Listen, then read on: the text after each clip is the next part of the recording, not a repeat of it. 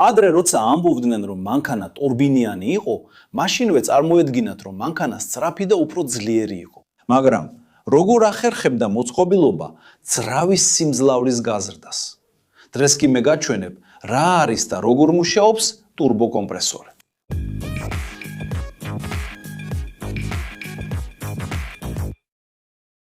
სალამი ინჟინერიის ხალხო.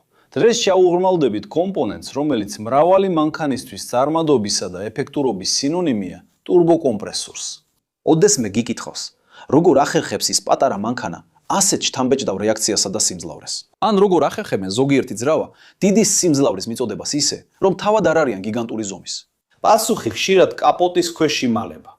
ჩუმად მუშაობს, ან არც ისე ჩუმად, რათა გამონაბოლქვი აირები გარდაქმნას. საწყისისთვის პირდაპირ საქმეზე გადავიდეთ. რა არის ტურბო? ფავისარში. ტურბო ან ტურბოკომპრესორი არის მექანიკური მოწყობილობა, რომელსაც ძალიან მკაფიო მისია აქვს. მეტი ჰაერი შეიყვანოს ძრავაში. წარმოიდგინეთ თქვენი მანქანის ძრავა როგორც სპორტსმენი. რაც უფრო მეტ ჟანგბადს ის შეძლებს ჩასულთქვას, მით უფრო მეტ ენერგიას გამოიმუშავებს, ხომ ასეა? ძრავასთანაც იგივე ხდება. მეტი ჰაერი ნიშნავს მეტ ხელმისაწვდომ ჟანგბადს, რომელიც გამოიყენება მეტი საწვავის დასაწვავად, ხოლო მეტი დაწული საწვავი მეტ სიმძლავრეში გადაითარგმნება. მაგრამ როგორ ახერხებს ტურბო ამ საოცრებას და როგორ უბიძგებს მეტ ჰაერს ცილინდრებში, იმაზე მეტად ვიდრე ძრავა ბუნებრივად შეძლებდა ჩასუნთქვას. ტურბოს მთავარი ხრიკი მის გონიერებაშია, რომ იყენებს იმას, რაც სხვაგვარად სრულიად დაიკარგებოდა, გამონაბოლქვი აირებს. დიახ, სწორედ იმ ცხელი და წნევიანი აირების შესახებ საუბრობთ, რომლებიც ძრავიდან გამოდის. Após a combustão, რომლებიც ჩვეულებრივ გამონაბოლქვის მილის საშუალებით უბრალოდ გაიფანტებოდა. ტურბო ამ აირებს იჭერს და მათ მუშაობაში ხვთავს. წარმოიდგინე, რომ ბაღის შლანგი დაქვს და იმის ნაცვლად, რომ წყალი თავისუფლად გაატარო, მას პატარა წყლის ბორბლის დასატრიალებლად მიმართავ. ეს მარტივი ანალოგია, მაგრამ კარგად ასახავს პრინციპს. გამონაბოლქვი აირები თავისი კინეტიკური და თბური ენერგიით ტურბოს ერთ ნაწილში, რომელსაც ტურბინა ქვია, მიემართება. ტურბინა პატარა პროპელერივითა ან ქარის ცისქვილივით, რომელიც ისეა დაპროექტებული, რომ ძალიან მაღალი სიჩქარით ტრიალებს, როცა მას გამონაბოლქვი აირები ეჯახება.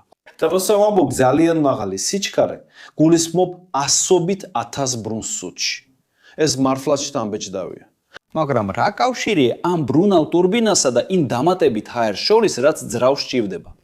სწორედ აქ ჩანს დიზაინის გენიალურობა. ტურბინა დაკავშირებულია ღერძით. ეს ღერძი სხვა კომპონენტსაც უკავშირდება, რომელსაც კომპრესორი ქვია. წარმოიდგინე ეს ღერძი როგორც ხიდი, რომელიც ტურბოს ორ ნაწილს აერთებს. და სწორედ ამიტომ უწოდებთ მას ტურბოკომპრესორს. ასე რომ, როცა გამონაბოლქვი აირები ტურბინას ატრიალებენ, ღერძი ტრიალებს და შესაბამისად კომპრესორიც იწყებს ტრიალს. კომპრესორი თავის მხრივ გავს ვენტილატორს ან ჰაერის ტუმბოს, მაგრამ ბევრად უფრო ძლიერია. ის განთავსებულია ძრავის ჰაერის შეერის შესასვლელთან. ჯერ კიდევ მანამდე, სანამ ჰაერი ცილინდრებამდე მივა. ის აკეთებს იმას, რომ გარემოს ჰაერს ისრუტავს და კუმშავს მას.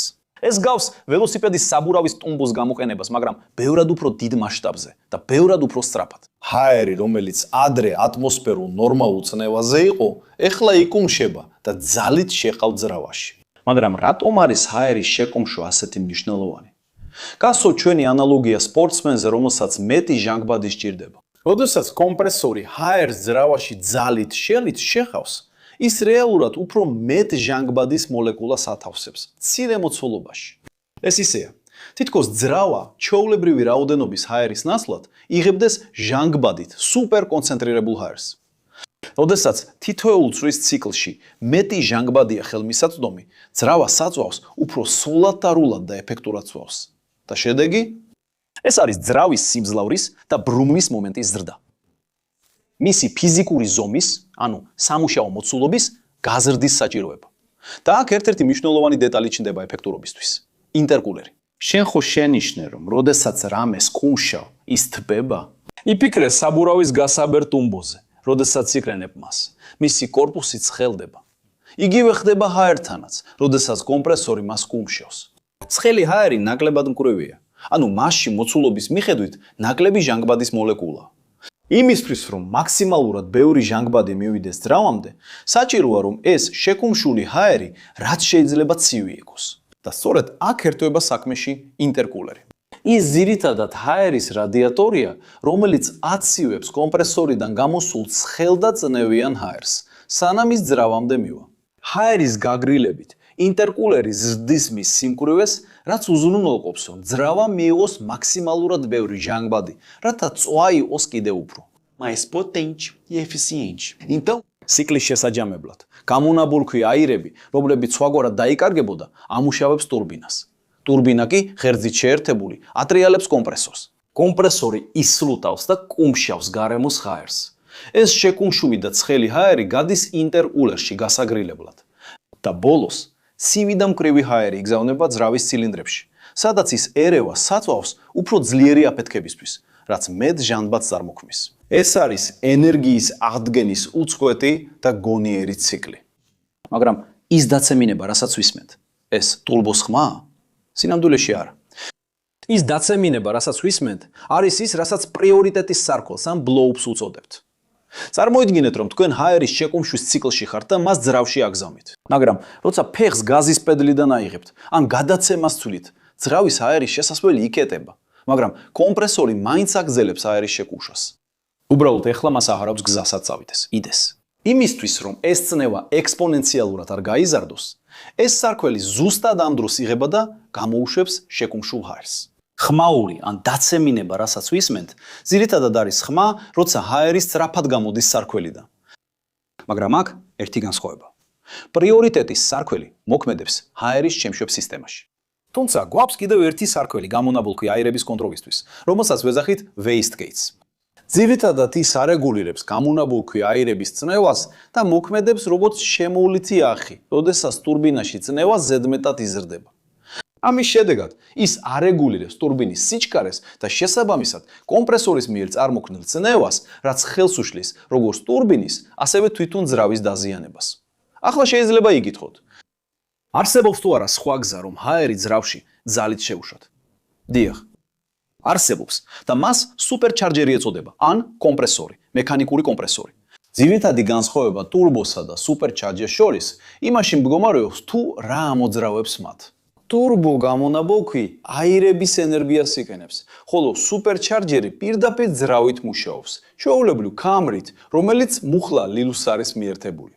ეს ნიშნავს, რომ სუპერჩარჯერი ძრავის ძალას ნაწილობრივ ეყენებს თავისი მუშაობისთვის, მაშინ როცა ტურბო იმ ენერგიას იყენებს, რომელიც სხვაგვარად დაიკარგებოდა.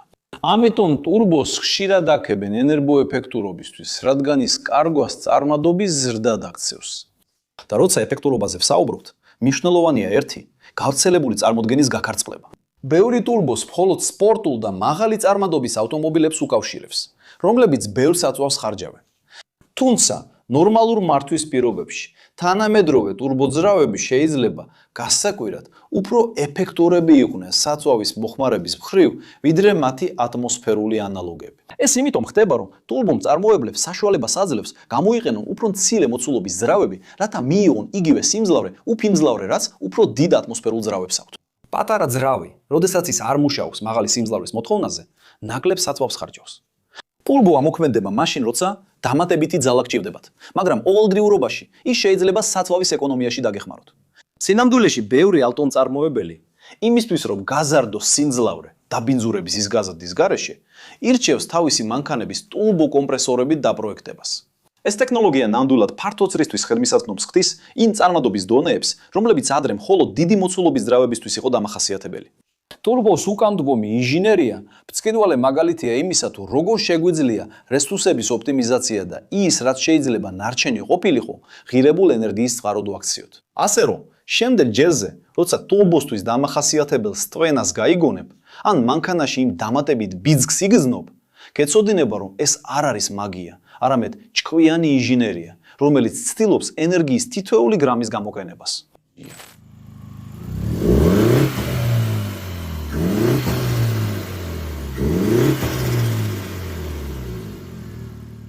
თუ აქამდე მოხვედი და ვიდეო მოგეწონა, გამოიწერე ახი თუ ჯერ ახარ გამოწერილი, დაალაიქე და ჩართე შეტყობინებების ზარი. თუ ჩვენი კონტენტი საინტერესო გეჩვენება, განიხილე წევრობაში გაწევრიანება, რომ დაგვეხმარო პლატფორმაზე კონტენტის შექმნის გაგრძელებაში და ჩვენი ვიდეოებიდან გახდე მოხსენიებული. თუ აქამდე მოხვედი გიწევთ რომ გადახედო კურსებს, რომლებიც გირჩიეთ.